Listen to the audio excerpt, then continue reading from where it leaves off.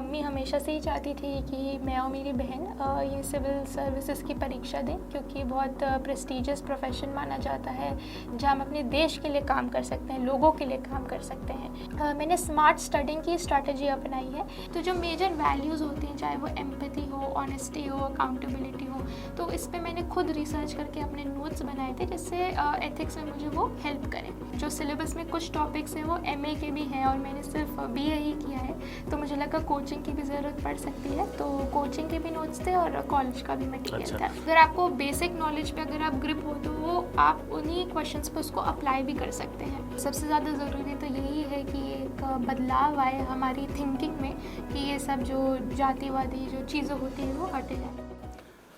नमस्कार, मैं पंकज कुमार, आप देख रहे हैं मुंह मीडिया। यूपीएससी के नतीजे आ गए हैं। तमाम सारे टॉपर्स इस बार बिहार से भी आए हैं, यूपी से भी आए हैं, लेकिन हम आज आपको मिलवाने जा रहे हैं रिया डाबी से। नाम तो आपने सुना ही होगा, परिचय देने की ज़रूरत नहीं है। इन्होंने इस बार यूपीएससी में 15th रैंक हासिल की है, जी 15वीं रैंक। तो आपका चैनल में हमारा स्वागत है। जी, मैं बहुत खुश हूँ कि आपने मुझे आज बुलाया और धन्यवाद। जी। तो रिया, आपसे पहला सवाल कि जब रिजल्ट आया तो आपको किसी और के माध्यम से पता चला या खुद चेक किया? जी, सुबह से थोड़ा बातचीत से पता चल जाता है कि अच्छा यूपीएससी रिज़ल्ट निकालने वाली है।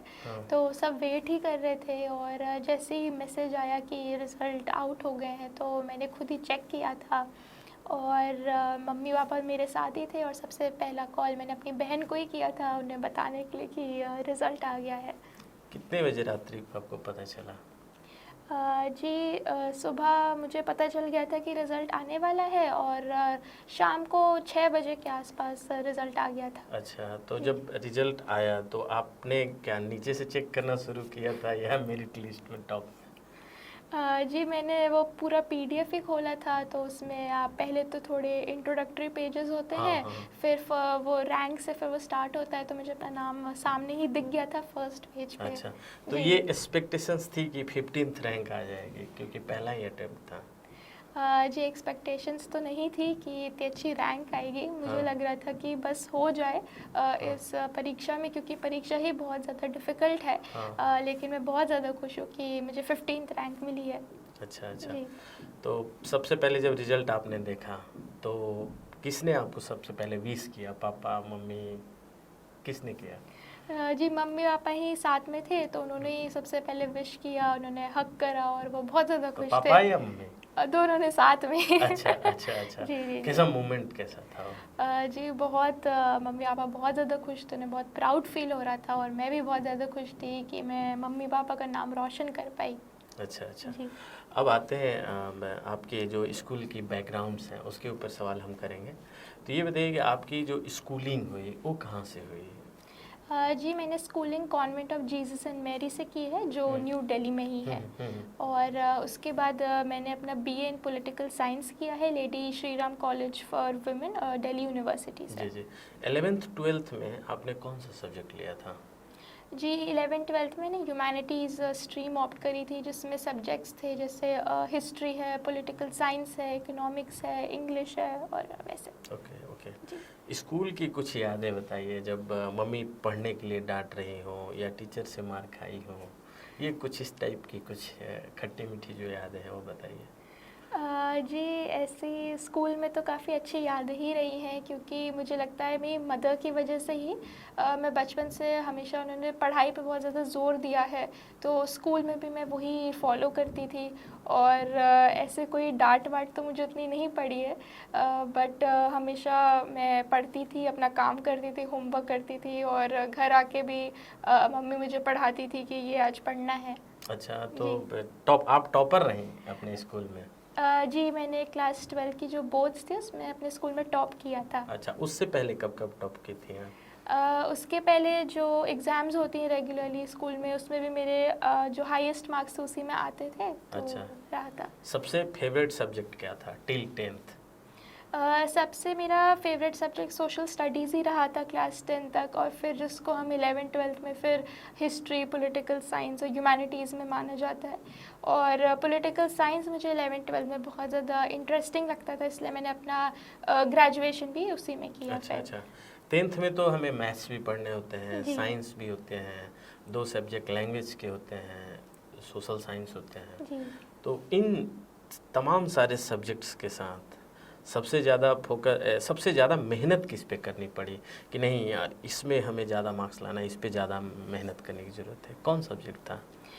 जी, मुझे लगता है मैथ्स में ही मुझे थोड़ी और मेहनत करनी पड़ी थी, क्योंकि मैथ्स मुझे उतना कभी पसंद नहीं आया है बचपन से ही।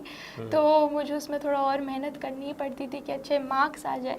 और जैसा कि मुझे ये लगता है कि जिस सब्जेक्ट में आपको इंटरेस्ट है आप उसको आसानी से पढ़ पाते हैं, बट जिस सब्जेक्ट आपको थोड़ा बोरिंग लगता है, जो अच्छा नहीं लगता, उसमें फिर और मेहनत लगती है। अच्छा, तो मैथ्स के साथ कैसे लड़ाई लड़ी गई?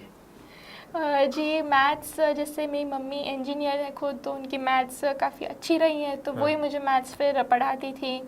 वो बोलती थी जो सबसे कठिन सवाल रहे हैं आप उसी को सॉल्व करिए बार बार घर में बैठ के, जिससे एग्ज़ाम में भी आपको आसानी हो।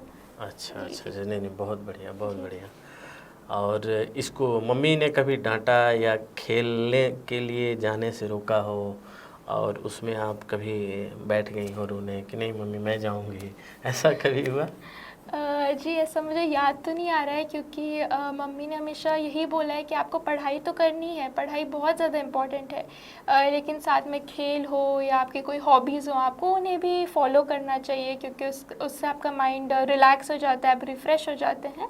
तो हमेशा हर चीज़ में एक मैंने बैलेंस ही बनाया है, तो ऐसे कभी रोक तो उन्होंने नहीं लगाई है। अच्छा, मतलब काफ़ी अच्छी पेरेंटिंग। जी। मार नहीं पड़ी कभी? जी नहीं, मार तो नहीं पड़ी कभी नहीं? जी पापा से? नहीं। और टीना से? नहीं, बिल्कुल भी नहीं। टीना ने कभी डांटा नहीं, टीना जी ने? नहीं, उन्होंने ऐसा कभी नहीं डांटा। क्योंकि बड़ी बहन जो होती हैं तो जब वो पढ़ रही होती हैं तो छोटे से कहती हैं कि ये काम करो तुम मेरे लिए, तो ऐसा कभी हुआ ऑर्डरली मैनर में कुछ ऑर्डर्स? जी, एक्चुअली मैं ये कहना चाहूँगी कि उन्होंने ऐसे कभी ऑर्डर्स या कुछ भी नहीं दिए हैं, जबकि हमें 5 साल का अंतर है। उन्होंने हमेशा मुझे एक फ्रेंड की तरह ही देखा, उन्होंने हमेशा मुझे बचपन से बोला ही है कि आप मुझे भी फ्रेंड की तरह ही देखें, तो इसलिए हम बहुत ज़्यादा क्लोज़ भी हैं, तो ऐसा कोई उन्होंने ऑर्डर तो कभी नहीं दिया, ना कुछ डांटा वाटा है। अच्छा, तमाम सारी चीज़ें आपस में शेयर होती थी जी। एज ए फ्रेंड के तौर पे। जी। हाँ, बहुत बढ़िया।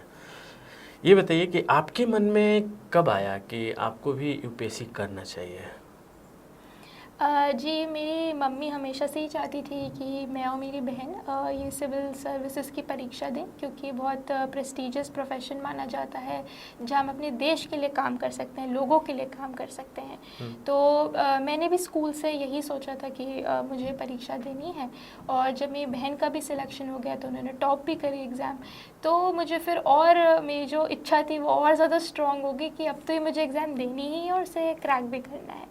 अच्छा, जिस दिन रिजल्ट आया था बड़ी बहन का, तो उस दिन आप कहाँ थे? स्कूल में थे कि बाहर थे, घर पे थे, कहाँ थे आप?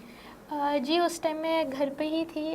उस टाइम भी मुझे लगता है शाम का ही समय था, कुछ 4-5 बज रहे थे, मैं उन्हीं के साथ थी, और हम दोनों ने एक्चुअली उनका रिज़ल्ट सबसे पहले देखा था। आप और मम्मी आपके? हाँ, मम्मी दूसरे कमरे में थी, मैं और मेरी बहन ही थे साथ में एक कमरे में, और हमने ही साथ में रिज़ल्ट देखा था। तो उस दिन तो मैं बहुत ज़्यादा खुश थी। अच्छा, उस टाइम आप स्कूल में थे? जी, मैं क्लास 12th में थी उस टाइम। अच्छा, हाँ, तो उसी टाइम बोर्ड्स अगले साल देने वाली थी, मतलब जी। 11th पास की होंगी जस्ट। जी। क्योंकि उस टाइम पे तो अप्रैल में आए थे रिजल्ट ना? अप्रैल में आए थे। जी। तो उस तैयारी कब शुरू की आप? जी, तैयारी मैंने थोड़ी कॉलेज से ही स्टार्ट कर दी थी। जैसे मैं न्यूज़पेपर रेगुलरली पढ़ती ही थी रोज़, और थोड़ा सिलेबस पढ़ लेती थी। बट कॉलेज में क्योंकि आपका अलग से खुद भी आपकी पढ़ाई होती है, अलग अलग एक्स्ट्रा करिकुलर एक्टिविटीज़ होती है, उतना आप टाइम नहीं निकाल पाते हैं। तो कॉलेज के बाद जैसे ही मेरा ग्रेजुएशन हुआ तो मैंने एक प्रॉपर प्रिपरेशन फिर स्टार्ट कर दी थी इस एग्ज़ाम के लिए। ग्रेजुएशन कंप्लीट करके? हाँ जी। अच्छा। आपने ऑप्शनल क्या लिया? मेरा optional political science and international relations ही था। जी। अब आते हैं थोड़ा सा प्रिपरेशन की जर्नी के दौरान। तो ये बताइए हमें कि जो एसे का जो पेपर है उसकी तैयारी आपने कैसे की और कौन कौन से सोर्सेस से आपने उसकी पढ़ाई की? जी, ऐसे के लिए मैंने काफ़ी सारे सोर्सेज रेफ़र करे हैं, जैसे काफ़ी सारे एक तो सबसे पहला इम्पॉर्टेंट सोर्स हमारा न्यूज़पेपर ही होता है, क्योंकि उसमें करंट अफेयर्स के काफ़ी टॉपिक्स कवर्ड होते हैं जो आप अपने ऐसे में इस्तेमाल कर सकते हैं। साथ में सारे कोचिंग इंस्टीट्यूट्स भी ऐसे के लिए मटेरियल निकालते हैं या कुछ मैगजीन्स निकालते हैं जिसमें इंफॉर्मेशन होती है, आप उसको भी यूज़ कर सकते हैं। तो इन सब को मिला के ही मैंने अपने भी फिर नोट्स बनाए थे कुछ कॉमन टॉपिक्स पे जो ऐसे में लगातार पूछे जाते हैं, जैसे वो महिलाओं पे हो, बच्चों पे हो, कुछ ग्लोबलाइजेशन से रिलेटेड हो या डेमोक्रेसी से रिलेटेड हो। तो ऐसी छोटी छोटी चीज़ों पे मैंने खुद अपने नोट्स भी प्रिपेयर कर लिए थे कि अगर ऐसे में कुछ लिखना हो तो मैं उसको यूज़ कर सकती हूँ। और साथ में मैंने जो पिछले साल के जो क्वेश्चंस जो पूछे गए थे ऐसे में, मैं वो खुद प्रैक्टिस भी करती थी घर में, कि मैं लिख के देखती हूँ कि कैसे एक स्ट्रक्चर होना चाहिए ऐसे का, आपको क्या क्या उसमें पॉइंट्स डालने चाहिए जिससे आपको मार्क्स मिल पाए। और फिर मैं उनको चेक भी कराती थी, जिससे परफॉर्मेंस भी आपको अपनी पता चलती है। अच्छा, सोर्स कौन से सोर्स आपने इस्तेमाल किए ये तमाम सारी चीज़ों, क्योंकि एक स्ट्रक्चर जब हम ऐसे लिखते हैं तो एक हमें स्ट्रक्चर बनाना होता है, पहले रफ वर्क करने होते हैं कि ये इंट्रोडक्शन होगा, ये बॉडी होगा, मेन पार्ट ये होगा, कंक्लूजन ये होगा, वे फॉरवर्ड्स ये होंगे, तमाम सारी चीज़ों को फिर कोट्स भी उसमें डालने होते हैं, तब जाके आपका ऐसे का जो एक कंप्लीट फ्रेमवर्क होता है। तो ये तमाम सारी चीज़ें कहाँ से गैदर की, कलेक्ट कहाँ से की हैं आप? जी, मैंने काफ़ी जगह से कलेक्ट करी हैं, जैसे एक ऐसे की ही बुक आती है, जैसे काफ़ी पब्लिशर्स निकालते हैं, अरिहंत हो, एक्सेस हो, तो इनकी ऐसे की बुक्स आती है, आप उन्हें पढ़ सकते हैं। उसमें काफ़ी कोटेशंस और एग्जांपल्स दिए जाते हैं जिन्हें आप अपने ऐसे में यूज़ कर सकते हैं। और साथ में जैसे मैंने बोला न्यूज़पेपर्स हैं या करंट अफेयर्स की मैगजीन्स हैं, तो उसमें से भी जो इन्फॉर्मेशन होती है मैं उसमें लिख लेती थी नोटबुक में, और नोट्स फिर उसके बना लेती थी। अच्छा, तो मतलब वो किताबें आपने खरीद के उसको भी पढ़ी, ऐसे के लिए आपने इस तरीके से तैयारी की? ठीक है। कितने ऐसे आपने लिखे होंगे मेंस से पहले, कितने ऐसे आपने लिखे? जी, मुझे लगता है मैंने 8 या 10 एसेस तो लिखे ही थे एग्ज़ाम के पहले। अच्छा, उससे पहले कितने एसेज लिखे होंगे आपने?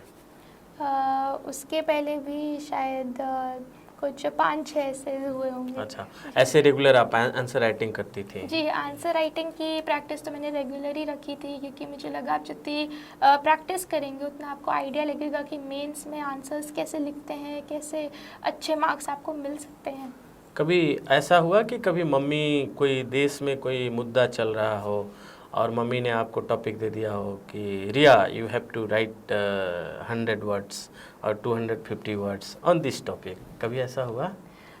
जी, मम्मी ने काफ़ी बार बताया ही है कि बेटा ये जैसे टॉपिक है ये काफ़ी इम्पोर्टेंट चल रहा है, न्यूज़ में चल रहा है, तो आप इस पे इंफॉर्मेशन कलेक्ट करिए, शायद एग्ज़ाम में भी पूछा जा सकता है। जैसे मुझे याद है कि एक बार नीति आयोग ने ही एक पेपर निकाला था इंडिया एट 75 करके, तो उसमें काफ़ी अच्छे पॉइंट्स लिखे गए थे, तो उन्होंने मुझे बोला था कि आप ये पढ़िए, इस पर थोड़ा लिखने की कोशिश करिए।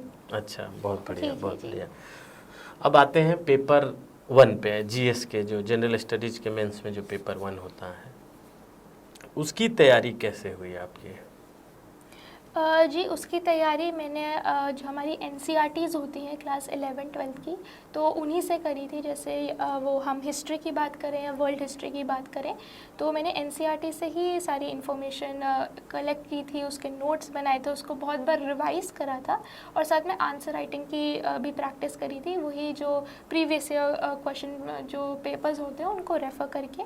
और अगर हम आर्ट एंड कल्चर की बात करें जो GS 1 में आता है, तो उसके लिए मैंने नितिन सिंघानिया की बुक आती है आर्ट एंड कल्चर पे, उससे मैंने पढ़ा था। जो पेपर 1 का जो आर्ट एंड कल्चर का पार्ट है? हाँ जी। और GS 1 में जैसे सोशल इश्यूज़ भी होता है इंक्लूडेड, तो उसके लिए मैंने सोशियोलॉजी की जो NCERT होती है उसको रेफ़र करा था, साथ में जो करंट अफेयर्स होते हैं उससे मैंने नोट्स बनाए थे। अच्छा, जी। NCERT के अलावा जो आपने नितिन सिंघानिया की बात की, तो इसके अलावा जो और भी टॉपिक्स होते हैं जीएस में, तो सिर्फ NCERT पे ही फोकस रहा या कोई रेफरेंस बुक का भी आपने इस्तेमाल किया उसमें? जी, मैंने GS1 के लिए तो NCERTs पे ही फोकस करा है और अपने नोट्स पे, और मैंने ऐसी कोई बुक रेफ़र नहीं की, क्योंकि मुझे लगा कि आप जितनी ज़्यादा बुक्स रेफ़र करते हैं, अलग अलग इन्फॉर्मेशन आपको मिलती है, आप ज़्यादा कंफ्यूज्ड हो जाते हैं उससे। मुझे लगता है अगर आप एक ही चीज़ को बहुत अच्छे से पढ़ लें, उसको रिवाइज़ कर लें, तो वो एग्ज़ाम में काफ़ी यूज़फुल हो जाता है। जी जी। तो जो नोट्स बनाई हैं आपने पेपर 1 के लिए, उस नोट्स को बनाने के लिए सिर्फ रेफरेंस आपने न्यूज़पेपर, करंट अफेयर्स की जो मैगज़ीन है, NCERT, इन्हीं तीनों को आपने एज ए रेफरेंस यूज किया या कोई एडवांस बुक भी आपने इस्तेमाल किया? जी, मैंने इन्हीं को रेफ़र करके नोट्स बनाए थे, और साथ में मैंने कोचिंग भी ली थी, तो उसमें जो टीचर थे उन्होंने भी अपने नोट्स दिए थे, तो इन सारी चीज़ों से मैंने पढ़ाई करी थी। अच्छा जी, अच्छा जी। अच्छा अच्छा अच्छा, जी। अब आते हैं पेपर 2 में। तो पेपर 2 तो फेवरेट ही होगा आपका, जी, जी, जी। सारे टॉपिक भी उसमें फेवरेट हैं। तो पेपर 2 का आप बताइए कि पेपर 2 के लिए आपने कौन कौन सी बुक का इस्तेमाल किया? एडवांस बुक के तौर पे कौन से आपने पढ़ाई की, और उसके नोट्स कैसे बनाए? क्योंकि सबसे ज़्यादा जो क्वेश्चन आते हैं बच्चों के और जो कन्फ्यूजन क्रिएट होता है बच्चों के बीच में, वो ये होता है कि पेपर 2 में मान लीजिए लक्ष्मीकांत जैसे पढ़ना है, या गवर्नेंस का इशू है, और या सोशलॉजी का जो इशूज़ हैं, तो वो कैसे हम कनेक्ट नहीं कर पाते हैं वो। और कभी कभी उनको ये लगता है कि ये लक्ष्मीकांत है 800 500 600 पेज की, तो उसको कवर टू कवर हम पढ़ लेंगे तो हो जाएगा, या कितनी टाइम हमें पढ़नी होगी लक्ष्मीकांत या गवर्नेंस की जो बुकें हैं या जो कोचिंग के जो नोट्स हैं। तो ये तमाम पहलुओं को थोड़ा ब्रीफली आप कवर कीजिए। जी, जी। मुझे लगता है जो GS2 में जो पॉलिटी होता है, उसके लिए मैंने लक्ष्मीकांत ही रेफ़र करी थी, क्योंकि लक्ष्मीकांत में सारी इन्फॉर्मेशन एक कैंडिडेट को मिल जाती है।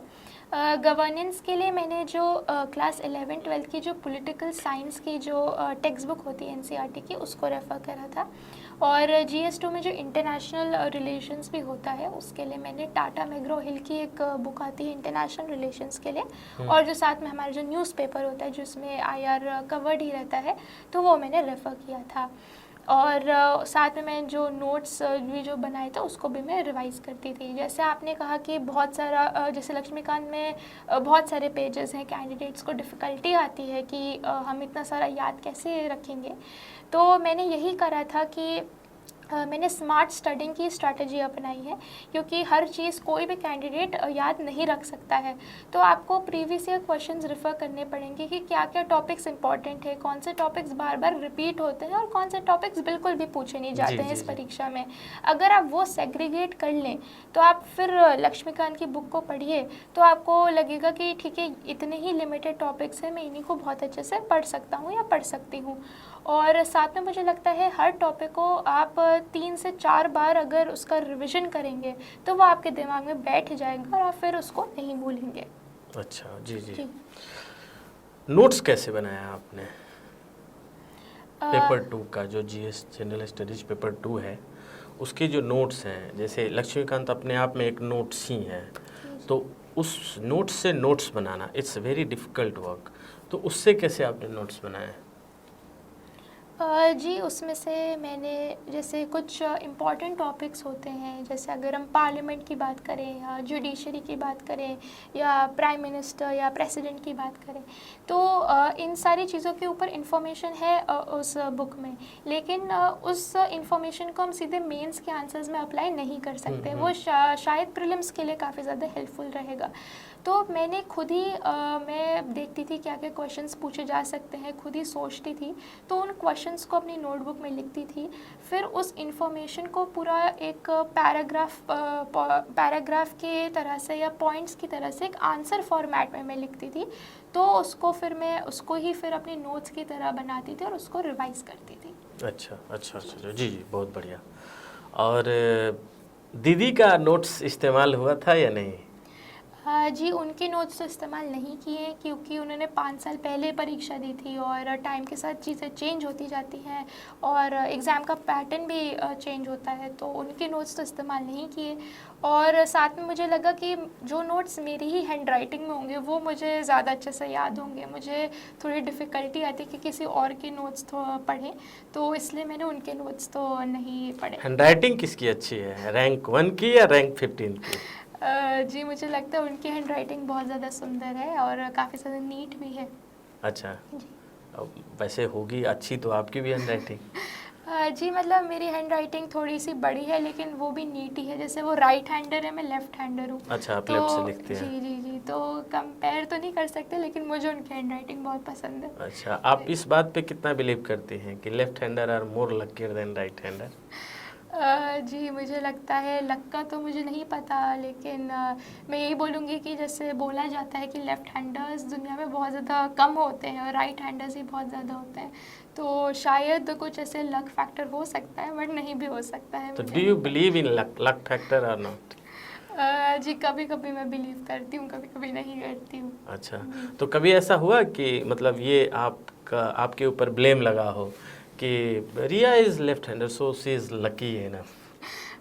जी ऐसा तो किसी ने बोला नहीं है, मैंने तो नहीं सुना। अच्छा, जी जी। ऐसे मतलब कोई जो कोई फ्रेंड बोला हो या कुछ भी, स्कूल्स में तो ये तमाम सारी चीज़ें होते रहती हैं, सीसीए प्रोग्राम्स जो को करिकुलर एक्टिविटीज़ में, जी तो कभी कभी कुछ चीज़ें होती हैं कि हम जीत जाते हैं, चाहे स्पोर्ट्स हो या अदर भी फील्ड में, तो वहाँ पे सुनने को ये मिलता है कि ये जो है लेफ्ट हैंडर है तो that's why he is lucky या सी इज़ लकी। जी जी तो जी। बताइए, जी हो सकता है, बट पता नहीं, मैंने तो ऐसा मतलब नहीं आप ऐसी देखा चीज़ों है। से नहीं गुजरे जी हैं? जी मैंने तो नहीं देखा। अच्छा अच्छा जी अच्छा, जी। ठीक ठीक। अब आते हैं जीएस पे आते हैं। जीएस का जो पेपर 3 है उसकी जो तैयारी हुई आपकी, उसके लिए आपने कौन कौन से सोर्सेस का इस्तेमाल आपने किया और किस तरीके से उसकी तैयारी आपने की? जी जैसे GS3 में साइंस एंड टेक्नोलॉजी होता है, तो उसके लिए मैंने टाटा मैग्रो हिल की एक बुक आती है उसको रेफ़र करा था। फिर एनवायरनमेंट के लिए शंकर IS की एक एनवायरनमेंट की बुक आती है उसको मैंने पढ़ा था। और डिज़ास्टर मैनेजमेंट के लिए जो मेरे जो नोट्स थे और जो हम NCERTs पढ़ते हैं स्कूल में जो डिज़ास्टर मैनेजमेंट पे होती है, तो मैंने उसके लिए उसको रेफ़र करा था। और इंटरनल सिक्योरिटी के लिए तो जो मुझे कोचिंग से जो नोट्स मिले थे वो मैंने पढ़े थे। अच्छा, जी। कोचिंग वाले जो नोट्स दिए वो कितने बेनिफिशियल रहे? जी मुझे लगता है कोचिंग के नोट्स काफ़ी हेल्प करते हैं, क्योंकि जो वो टीचर्स होते हैं वो बहुत एक्सपीरियंस्ड होते हैं, वो काफ़ी साल से इसी फील्ड में हैं, तो उन्हें पता है कि क्या क्या पूछा जा सकता है, कैसे लिखना होता है। तो मुझे लगता है अगर वो आप अच्छे से पढ़े वो आपको हेल्प कर सकते हैं। जी जी, तो ये थी इनकी स्ट्रेटेजी जीएस पेपर 3 की। अब सबसे जो डिफ़िकल्ट माना जाता है, जिसमें सबसे कम नंबर आते हैं, वो इथिक्स एंड इंटीग्रिटी के चैप्टर्स हैं। अक्सर एस्पिरेंट्स की ये शिकायत होती है यूपीएससी से कि इसमें बड़े कम नंबर मिलते हैं, ऑन एन एवरेज नंबर मिलते हैं। तो आपने इथिक्स और इंटीग्रिटी की जो जीएस पेपर 4 है उसकी तैयारी कैसे आपने की? क्योंकि उसके लिए जो बुक है वो एक लेक्सिकन ही रेफ़र की जाती है, जी जी और लेक्सिकन के अलावा मार्केट में बहुत लिमिटेड मटेरियल हैं। जी तो कैसे मतलब तैयारी बड़ी मुश्किल हो जाती है, जो जी खास जी करके जी। रिमोट इलाके गांव में जो बच्चे हैं, तो बहुत सारे तो उनको पता भी नहीं होता है कि लेक्सिकन बुक भी आती है। तो आप बताइए। जी जैसा कि आपने कहा लेक्सिकन की बुक है, तो वो मैंने भी पढ़ी है एथिक्स के लिए। और उसमें जैसे काफ़ी सारे क्वेश्चंस भी सॉल्व होते हैं, केस स्टडीज़ भी सॉल्व होते हैं। तो अगर आप उसको भी पढ़ेंगे आपको एक आइडिया लगता है कि आपको कैसे आंसर्स लिखने हैं एथिक्स के लिए। साथ में मैंने खुद ही अपने नोट्स बनाए थे थोड़ा वैल्यू एडिशन करने के लिए। जैसे कि मैंने बहुत सारे एग्जाम्पल्स इंटरनेट पर ढूंढे थे जो आप अपने मेंस में लिख सकते हैं एथिक्स के लिए। काफ़ी सारी साइट्स भी हैं जैसे द बेटर इंडिया है, तो उससे आपको एग्जाम्पल्स मिलते हैं कि इस पर्सनालिटी में ये वैल्यूज़ हैं, और अगर ये आप अपने आंसर में लिखते हैं तो एग्जामिनर बहुत खुश हो जाता है कि ये इस कैंडिडेट का पर्सपेक्टिव काफ़ी ज़्यादा वाइड है। और साथ में जो एक वैल्यूज़ का जो एक चैप्टर होता है एथिक्स में, जो जिस पे काफ़ी सारे क्वेश्चंस आते हैं, तो जो मेजर वैल्यूज़ होती हैं, चाहे वो एम्पैथी हो, ऑनेस्टी हो, अकाउंटेबिलिटी हो, तो इस पे मैंने खुद रिसर्च करके अपने नोट्स बनाए थे जिससे एथिक्स में मुझे वो हेल्प करें। और केस स्टडीज़ में काफ़ी ज़्यादा प्रैक्टिस करती थी घर में, मैं काफ़ी ज़्यादा सॉल्व करने की कोशिश करती थी। एक स्ट्रक्चर मैंने मेंटेन किया था कि क्या क्या हम सॉल्यूशंस दे सकते हैं, क्या क्या चीज़ें हो सकती थी। आप रियल लाइफ इंसिडेंट्स भी पढ़ सकते हैं इंटरनेट से, उससे आपको हेल्प करता है केस स्टडीज़ के लिए। अच्छा, कभी इथिक्स के जो केस स्टडीज़ हैं उससे उसको लेकर कभी मम्मी से माँ से या पापा से कभी डिस्कस हुआ? जी उनसे तो डिस्कस नहीं हुआ है, लेकिन मैंने अपनी बहन से केस स्टडीज़ के लिए डिस्कस किया है, क्योंकि वो इस जॉब में उन्हें भी एक्सपीरियंस गेन हो ही रहा है। तो जैसे उस टाइम एग्ज़ाम के टाइम कोविड-19 पैंडमिक चल रहा था देश में, तो मुझे लग रहा था कि शायद केस स्टडीज़ इस पे ना आ जाए कि आप हेल्थ को कैसे देखेंगे, या कोविड की कोई सिचुएशन है किसी डिस्ट्रिक्ट में, इस पे कुछ आ सकता है शायद। और मेरी बहन ने भीलवाड़ा में काम किया था एज SDM, जहाँ भीलवाड़ा मॉडल में वो शामिल थी। तो मैंने इस चीज़ पर उनसे चर्चा की थी कि अगर ऐसा कुछ केस स्टडी आए तो आप प्लीज़ मुझे कुछ पॉइंट्स बताएं जिससे मैं लिख सकती हूँ। अच्छा, तो उन्होंने हेल्प किया? जी जी जी। इसके बाद अब ऑप्शनल के 2 पेपर हैं, एक पेपर 1 एक पेपर 2 है। तो पेपर 2 में तो कॉम्पिटिटिव है, आपको पता ही होगा। तो पेपर 1 की स्ट्रेटेजी आपने कैसे शुरुआत की? जी, मेरा optional political science and international relations है। तो उसके लिए मैंने हमेशा से क्योंकि मैंने कॉलेज में अपना ग्रेजुएशन भी पॉलिटिकल साइंस में ही किया है, तो उसका जो मटेरियल था और साथ में जो काफ़ी मार्केट में भी इसके नोट्स हमें मिल जाते हैं, तो उसको मैंने कंबाइन करके अपने ही नोट्स बनाए थे। यदि वो पॉलिटिकल थिंकर्स हो या कंपैरेटिव पॉलिटिक्स हो या इंटरनेशनल रिलेशंस हो, तो सब जो इम्पॉर्टेंट टॉपिक्स होते हैं जो काफ़ी बार पूछे जाते हैं, तो उसके मैंने नोट्स बनाए थे, फिर उसको रिवाइज़ किया था। क्योंकि बोला जाता है कि ऑप्शनल में काफ़ी क्वेश्चंस 2-3 साल में रिपीट होते हैं, तो अगर आप उन पे पहले से ही आंसर प्रिपेयर कर लें अपनी नोटबुक में और उसको फिर यूज़ करें एग्ज़ाम में, तो वो आपको काफ़ी हेल्प करता है। अच्छा, तो नहीं, पेपर 1 के जो टॉपिक्स थे उनके लिए बुक्स कौन कौन से रेफ़र की थी आपने? जी, मैंने ऐसे कोई बुक्स तो नहीं रेफ़र करी है, क्योंकि मेरे कॉलेज का जो मुझे पढ़ाया गया था उसमें ही काफ़ी चीज़ें कवर्ड थी, उसी के मेरे नोट्स भी पड़े हुए थे, तो मैंने ऐसे कोई बुक्स तो नहीं रेफ़र करी है। अच्छा, कोचिंग कोई लिया आपने ऑप्शनल जी, के लिए? मैंने कोचिंग भी ली थी, क्योंकि जो सिलेबस में कुछ टॉपिक्स हैं वो MA के भी हैं और मैंने सिर्फ BA ही किया है, तो मुझे लगा कोचिंग की भी ज़रूरत पड़ सकती है, तो कोचिंग के भी नोट्स थे और कॉलेज का भी मटेरियल अच्छा, था। पेपर 2 को कैसे किया आपने? क्योंकि उसमें कंपैरेटिव पॉलिटिक्स हार्ड माना जाता है पॉलिटिकल साइंस में, तो उसकी तैयारी कैसे की आपने? जी, कंपैरेटिव पॉलिटिक्स के लिए भी मैंने जैसे नोट्स बनाए थे इम्पॉर्टेंट टॉपिक्स पे। यदि वो पॉलिटिकल पार्टीज़ जो कंट्रीज़ में होती हैं उन्हें कंपेयर करना हो, या अलग अलग हमारी पॉलिटिकल उसमें थ्योरीज़ होती हैं, और साथ में इंटरनेशनल कंसेप्ट्स भी होते हैं ग्लोबलाइजेशन से रिलेटेड, तो उन सब चीज़ों के लिए मैंने नोट्स बनाए थे। और साथ में काफ़ी जो न्यूज़पेपर्स होते हैं उसमें एडिटोरियल्स भी आते हैं काफ़ी, जो फॉरेन पॉलिसी से डील करते हैं, वो इन चीज़ों पे एडिटोरियल्स भी लिखते हैं, तो उसको मैं पढ़ती थी, उससे भी चीज़ें कुछ लिख लेती थी नोटबुक में और फिर उसको पढ़ती थी। अच्छा, कितने न्यूज़पेपर आप पढ़ती थी डेली के? जी, रोज़ तो मैं 2 न्यूज़पेपर्स पढ़ती थी, द हिंदू और द इंडियन एक्सप्रेस। पूरा पढ़ जाते थे आप? जी जी जी। अच्छा, कितने घंटे पढ़ाई होती थी? जी, रोज़ 8 से 10 घंटे पढ़ाई होती थी, कभी कभी 12 से 13 घंटे भी हो जाती थी। यदि कुछ मिस हो गया हो, कुछ और पढ़ना हो, तो वो दिन पे डिपेंड करता था। अच्छा, वो 15-16 घंटे पे भी जाता था? नहीं, 12 से 13 घंटा तो मैक्सिमम था, उससे अच्छा, ज़्यादा तो नहीं। अच्छा, जब पढ़ाई के दौरान एस्पिरेंट बोलते हैं कि मैं 4 घंटा पढ़ा, 5 घंटा पढ़ा और थक जाता हूँ मैं, तो जब थकान होती थी आपको, तो रिफ्रेश कैसे अपने आप को करती थी आप?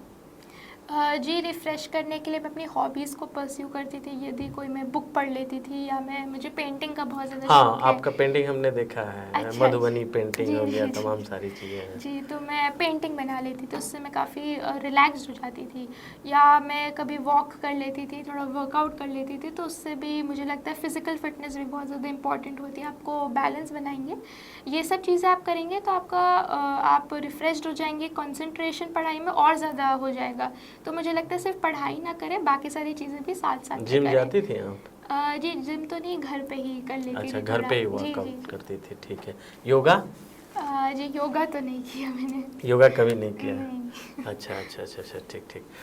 अब एक और सबसे ज़्यादा जो बच्चे पूछते हैं कि करंट अफेयर्स के कितना इम्पोर्टेंट है, उसके नोट्स कैसे बनाएं और क्या क्या सोर्सेज होने चाहिए? जी, करंट अफेयर्स मुझे लगता है बहुत ज़्यादा इम्पॉर्टेंट है, क्योंकि आजकल क्वेश्चंस उसी से पूछे जा रहे हैं ज़्यादा।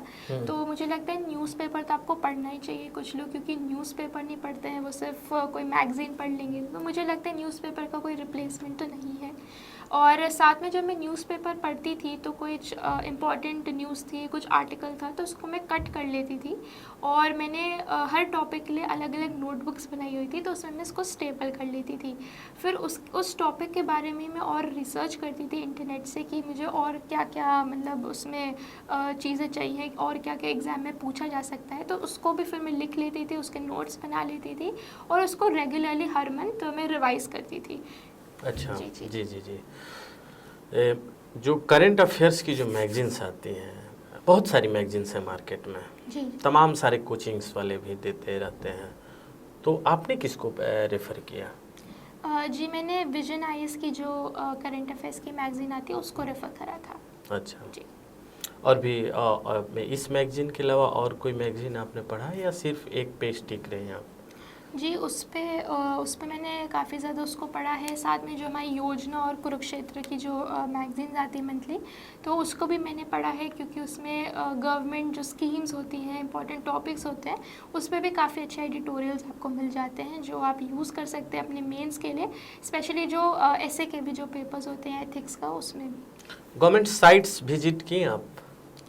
जी, मैंने जो पीआईबी की जो हमारी वेबसाइट है जिस पे ऑफिशियल इन्फॉर्मेशन होती है, तो उसको भी मैंने बहुत बार रेफ़र करा है। अच्छा, डेली विजिट करते थे? जी, मतलब वीक में 1-2 बार, डेली तो उतना टाइम नहीं मिलता था, बट वीकली अच्छा। मैं देखती रहती थी, कुछ इम्पोर्टेंट आया है तो उसको देख सकते हैं। अच्छा, जी। एआरसी की बहुत सारी रिपोर्ट्स हैं जिसको लेके जी। एस्पिरेंट्स को कन्फ्यूजन होता है जी, जी, कि जी। एआरसी की कौन सी रिपोर्ट पढ़नी है, कौन सी नहीं पढ़नी है, या कितनी रिपोर्ट्स पढ़नी है, तो आप थोड़ा क्लेरिफाई करिए इस पर। जी, ये मैंने भी सुना था कि एआरसी की रिपोर्ट्स काफ़ी इम्पॉर्टेंट होती हैं, लेकिन जो सेकंड एआरसी की रिपोर्ट है मैंने उसी को पढ़ा है, लेकिन उतना डिटेल में भी नहीं पढ़ा है क्योंकि वो बहुत ज़्यादा उसमें पेजेस थे। तो मैंने आई थिंक शुरू के ही कुछ चैप्टर्स उसमें पढ़ूंगी, बट उतना भी उस पर ध्यान नहीं दिया मैंने। अच्छा अच्छा। जी। और मार्केट में एआरसी रिपोर्ट्स की जिस्ट भी मिलती है, तो जी, जी, उसको जी। भी आपने इस्तेमाल किया क्या? जी नहीं, मैंने तो वो नहीं करा है। डायरेक्ट एआरसी रिपोर्ट जी, आपने जो पढ़ाई रिपोर्ट की? है। अच्छा। अब जो सबसे ज़्यादा अभी 10 दिन बाद, कह लें 10 तारीख को ही है प्रीलिम्स, जी जी जी। 2021 का प्रीलिम्स 10 तारीख को है, 10 अक्टूबर को। सबसे ज़्यादा आज की डेट में एस्पिरेंट्स जो हैं टेंस्ड हुए पड़े हैं कि क्या होगा प्रीलिम्स को लेके, प्रीलिम्स के लिए क्या तैयारियां करनी चाहिए, किस तरीके से जीएस पेपर 1, जो प्रीलिम्स का जो पेपर 1 होता है उसकी तैयारी कैसे करें। जो ह्यूमैनिटीज़ बैकग्राउंड से है उनके लिए ज़्यादा कंसर्न सीसेट के लिए होता है कि मैं तो इंजीनियरिंग से नहीं हूँ, मैं मैथ्स नहीं जानती हूँ, मैं सीसेट कैसे करूँगी। ये बहुत ज़्यादा कन्फ्यूजिंग है। तो पहले आप ये बताइए दर्शकों को कि जो जीएस पेपर 1 है उसकी तैयारी आपने किस तरीके से की, ताकि आपके अंदर कॉन्फिडेंस आए कि नहीं प्रीलिम्स तो हो ही जाएगा, तो ये थोड़ा सा बताइए। जीएस पेपर जो प्रीलिम्स में जो जीएस पेपर 1 होता है, उसके लिए मैंने ऐसी तैयारी की थी कि सारे जो सब्जेक्ट्स होते हैं हमारे, हिस्ट्री हो, पॉलिटी हो, इकोनॉमिक्स हो, तो सबके लिए मैंने अलग अलग अपने सोर्सेज लिमिट कर लिए थे कि मुझे एनसीईआरटी पढ़नी है, कौन सी बुक पढ़नी है। मैं जो अपने नोट्स थे उसको बहुत बार मैंने रिवाइज़ करा है, क्योंकि प्रीलिम्स में कुछ भी पूछा जा सकता है। तो अगर आपको बेसिक नॉलेज पे अगर आप ग्रिप हो तो वो आप उन्हीं क्वेश्चंस पे उसको अप्लाई भी कर सकते हैं। तो मैंने बहुत बार रिवीजन किया है, साथ में मैंने बहुत सारे मॉक पेपर्स दिए हैं प्रीलिम्स के लिए। मुझे लगता है 80 से ज़्यादा मैंने पेपर्स प्रीलिम्स के बिफोर सॉल्व करे होंगे। तो मैं यही कहना चाहूँगी कि आपको भी जो भी प्रीलिम्स के लिए प्रिपेयर कर रहे हैं उनको भी मॉक पेपर्स देने चाहिए, उनकी प्रैक्टिस होती है उससे। आप अपने करंट अफेयर्स पे भी बहुत ज़्यादा जोर दें, क्योंकि करंट अफेयर्स से बहुत ज़्यादा सवाल आते हैं। तो आप प्रैक्टिस करिए, उसी को बहुत ज़्यादा रिवाइज़ करिए, क्योंकि अभी कम दिन ही बचे हैं। तो कुछ नया मत पढ़िए, जो चीज़ें हैं पुरानी उन्हीं को बहुत अच्छे से रिवाइज़ करिए। साथ में सीसैट पे भी ध्यान देना ज़रूरी है, क्योंकि जैसे मैं खुद ह्यूमैनिटीज़ बैकग्राउंड से हूँ और 10th के बाद मैथ्स का टच छूट जाता है। हाँ। तो मुझे लगता है उन बच्चों को तो और ज़्यादा ध्यान, मतलब और ज़्यादा सीसैट पे ध्यान देना चाहिए, उसकी भी क्वेश्चंस की प्रैक्टिस करनी चाहिए, क्योंकि CSAT कुछ बच्चे क्वालिफाई ही नहीं कर पाते, जबकि GS1 में बहुत अच्छे मार्क्स आ जाते हैं। तो मुझे लगता है दोनों पे ध्यान इक्वली देना ही चाहिए। सीसेट की तैयारी कहाँ से की आप? जैसे उसमें मैथ्स है, कंप्रिहेंशन का जो पार्ट है, तो उसकी तैयारी आप कैसे की? जी, उसके लिए मैंने कोचिंग ली थी करियर लॉन्चर से, क्योंकि मैथ्स का टच तो रहा नहीं था। थोड़ी क्वालिटेटिव रीजनिंग और वो सब भी चीज़ें इसमें आ जाती है जिसका मुझे आइडिया उतना नहीं था। तो मैंने कोचिंग ली थी, वहाँ पे टीचर्स ने काफ़ी अच्छे से पढ़ाया था और वो लोग टेस्ट्स भी लेते थे, कंसेप्ट समझाते थे, कौन सी ट्रिक्स होती हैं। तो उस चीज़ों से मैंने CSAT प्रिपेयर किया था। अच्छा। जी जी। GS पेपर 1 में कौन कौन से सब्जेक्ट्स हैं, एक बार थोड़ा सा आप बता देती, और कौन कौन से उसमें जो, जैसे कि मान लीजिए पॉलिटी पढ़ना है, जैसे कि इन्वायरमेंट एंड इकोलॉजी है, साइंस एंड टेक्नोलॉजी है, ज्योग्राफी हो गया, इन सब चीज़ों के लिए कौन कौन से खास करके बुक्स में आपने कितना प्रीलिम्स के हिसाब से, थोड़ा सा वो बताइए। जी, बुक्स पॉलिटी के लिए तो मैंने लक्ष्मीकांत ही रेफ़र करी है। ज्योग्राफ़ी और जो एग्रीकल्चर का जो पार्ट होता है 11th-12th की जो NCERT होती है ज्योग्राफ़ी की, उसको ही मैंने रेफ़र करा है। अगर हम इकोनॉमी की बात करें तो इकोनॉमी के लिए जो सबसे इम्पॉर्टेंट जो बुक मुझे लगी थी वो थी जो वाजीराम की एक येलो बुक आती है इकोनॉमिक्स के लिए, तो मैंने उसको रेफ़र करा था। और साथ में जो हमारा बजट और इकोनॉमिक सर्वे भी होता है उस साल के लिए, वो भी बहुत इम्पॉर्टेंट है। अगर हम इन्वायरमेंट की बात करें तो इन्वायरमेंट के लिए तो मुझे लगता है करंट अफेयर्स ही बहुत ज़्यादा इंपॉर्टेंट है। आजकल इन्वायरमेंट में करंट चीज़ें ही पूछी जाती है, स्टैटिक तो उतना अब नहीं चल रहा है। तो वही मैंने मैगजीन से, नोट्स से जो न्यूज़ के बनाए थे वो मैं उससे पढ़ रही थी। प्रीलिम्स में जो GS में सबसे ज़्यादा मॉडर्न हिस्ट्री की भी क्वेश्चंस आते हैं। वर्ल्ड हिस्ट्री के अब धीरे धीरे क्वेश्चंस आते ही नहीं हैं, लगभग देखा जाए तो आर्ट एंड कल्चर से का 2 क्वेश्चन आते हैं। तो मॉडर्न हिस्ट्री के लिए कौन सी बुक को रेफ़र किया था आपने? जी, मॉडर्न हिस्ट्री के लिए एक स्पेक्ट्रम पब्लिशिंग की बुक आती है, मैंने उसको रेफ़र करा था और उससे अपने फिर नोट्स बनाए थे। थोड़े थोड़े चैप्टर्स मैंने बिपिन चंद्रा की बुक से भी पढ़े थे, लेकिन ज़्यादातर मैंने स्पेक्ट्रम को ही देखा था। अच्छा, कवर टू कवर आपने उसको पूरा पढ़ा जी था? जी जी। अच्छा, उसमें कुछ छोड़ना भी है क्या? जी, मुझे लगता है कि अगर आप एग्ज़ाम का पैटर्न देखें तो आजकल जो स्पेक्ट्रम में शुरू के जो चैप्टर्स होते हैं, थोड़े जो ईस्ट इंडिया कंपनी से रिलेटेड होते हैं, वो आजकल पूछे नहीं जाते। ज़्यादा हमारी फ्रीडम स्ट्रगल पे ही ज़्यादा जोर रहता है। तो मुझे लगता है कि कुछ छोड़ना तो नहीं चाहिए, बट हाँ, ज़्यादा फोकस आप उस पर कर सकते हैं। अच्छा। तो क्या आप कहेंगी किन किन प्रिकॉशंस को ध्यान में रखकर प्रीलिम्स देना चाहिए, ताकि प्रीलिम्स में जो सीट है वो सिक्योर हो जाए, जो एक हर्डल्स है उसको पार कर जाए पहले स्टेज को? जो एस्पिरेंट्स हैं उनसे क्या कहेंगे आप? जी, मैंने यही कहूँगी कि आप एग्ज़ाम से पहले अपनी स्ट्रैटेजी बना लीजिए कि आपको कितने क्वेश्चन अटेम्प्ट करने हैं एग्ज़ाम में। काफ़ी लोग ये सोच के नहीं जाते, तो वो उस दिन कंफ्यूज हो जाते हैं कि अब हम क्या करें। तो जैसे मैंने भी अपनी स्ट्रैटेजी बनाई थी कि मुझे 65 to 70 क्वेश्चंस तो अटेम्प्ट करने ही हैं प्रीलिम्स में, जिससे एक मार्क्स आ जाए जिससे हम क्वालिफाई हो सकते हैं। तो मुझे लगता है आपको अपने परफॉर्मेंस के अकॉर्डिंग वही डिसाइड कर लेना चाहिए। साथ में मुझे और ये भी लगता है कि प्रीलिम्स के दिन जब आप एग्ज़ाम दे रहे हो, अगर आपको लगे, जो सबको ही लगता है कि पेपर बहुत ज़्यादा डिफ़िकल्ट आया है, अब हम क्या करेंगे, लोग थोड़ा टेंशन में आ जाते हैं और फिर वो अच्छे से परफॉर्म ही नहीं कर पाते। अगर उन्हें कुछ पता भी होता है तब भी वो क्वेश्चन गलत मार्क करके आ जाते हैं। तो मुझे यही लगता है कि अगर आप उस सिचुएशन में हो उस टाइम, आपको यही सोचना चाहिए कि अगर मेरे लिए डिफ़िकल्ट है, सबके लिए भी डिफ़िकल्ट है, सब लोग सेम लेवल पे ही हैं। तो आपको उस टाइम डीप ब्रेथ्स लेनी चाहिए, तो खुद को थोड़ा कंपोज करना चाहिए और फिर आंसर्स फिर से अटेम्प्ट करने चाहिए। अच्छा। और साथ में मुझे लगता है कि आप सीधे OMR शीट पे आंसर्स ना मार्क करें।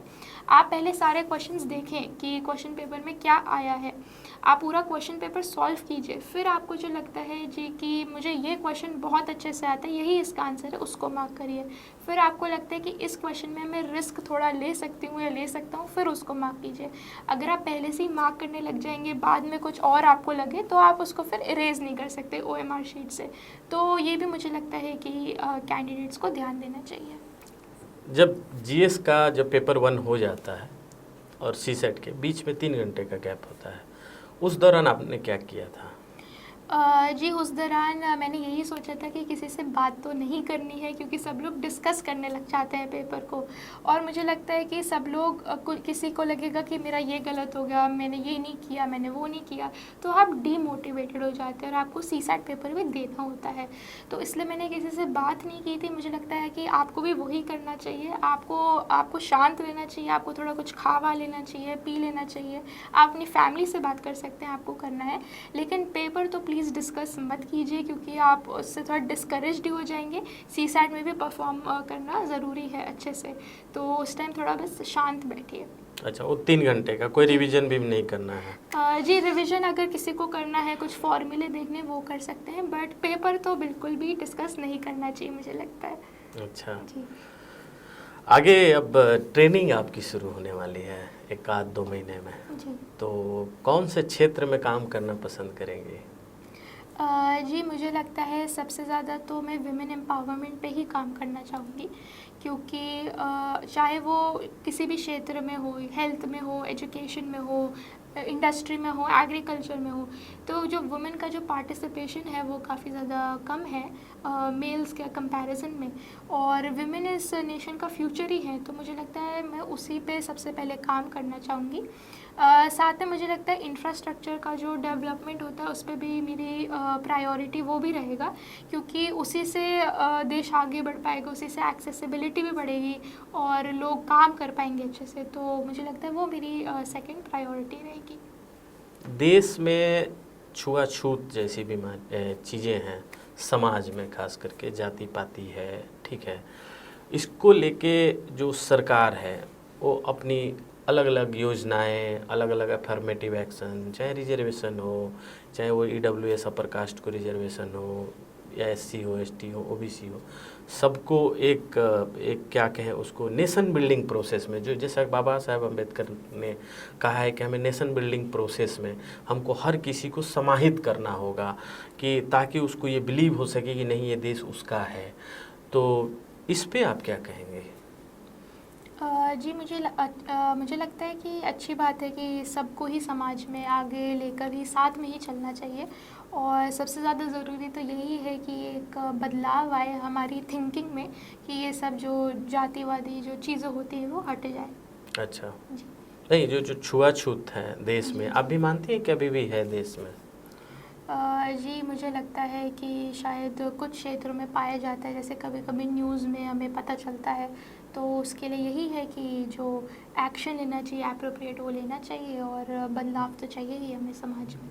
अच्छा, इस क्षेत्र के लिए आपके पास कुछ प्लान या कुछ क्या है आपके पास? जैसे आप मान लीजिए आप गई कि कलेक्टर बन के किसी डिस्ट्रिक्ट्स में, और वहाँ आपके पास इस तरीके की घटनाएं आ गई कि जैसे कि दलितों को मार दिया गया मंदिर में घुसने के लिए, इस टाइप से बहुत सारी चीज़ें हैं, तो क्या है प्लान, आप कैसे सॉल्व करेंगे इसको? जी, मुझे लगता है कि मैं उस क्षेत्र में सबसे पहले तो लोगों से बात करना चाहूँगी कि समस्या क्या चल रही है, कौन उसमें इन्वॉल्व है, क्या चीज़ें चल रही हैं। तो मैं लोगों से सबसे पहले तो बात करना चाहूँगी। फिर मैं एक एक्शन लेना चाहूँगी कि आप अवेयरनेस स्प्रेड करें उस एरिया में, कि ये सब चीज़ें क्यों हो रही हैं, बिल्कुल नहीं होनी चाहिए। क्या क्या आप उसमें फिर पीनल एक्शन ले सकते हैं लोगों के अगेंस्ट जिन्होंने ऐसी चीज़ें करी हैं। और साथ में जो हमारे जो बैकवर्ड सेक्शंस हैं उनको आप कैसे एम्पावर कर सकते हैं, अगर या उनको अच्छी एजुकेशन देके या एम्प्लॉयमेंट देके, तो मुझे लगता है वो भी हेल्प करेगा। जी जी। और एक सवाल देश से थोड़ा सा बाहर, लास्ट ही है, तो भारत जो है आने वाले दिनों में ओवरऑल देश की जो राष्ट्र है, इस राष्ट्र निर्माण को कहाँ ले जाना चाहेंगी आप? कहाँ देखती हैं भारत को आने वाले दिनों में? जी, मुझे लगता है कि जैसे मैं इंटरनेशनल रिलेशंस की स्टूडेंट ही हूँ, तो मुझे लगता है कि भारत को फ्यूचर में एक सुपर पावर बनना चाहिए। उसे अपनी इकोनॉमिक ग्रोथ काफ़ी इम्प्रूव करनी चाहिए, सॉफ्ट पावर बहुत ज़्यादा स्प्रेड करना चाहिए। और मुझे लगता है कि अगर सारे लोग ये मिलकर सोचें और काम करें उसकी प्रति, तो ये ज़रूर संभव हो सकता है बाद में। जी जी। तो आपको ट्रेनिंग के लिए हमारे तरफ से बहुत बहुत बधाई। Thank you.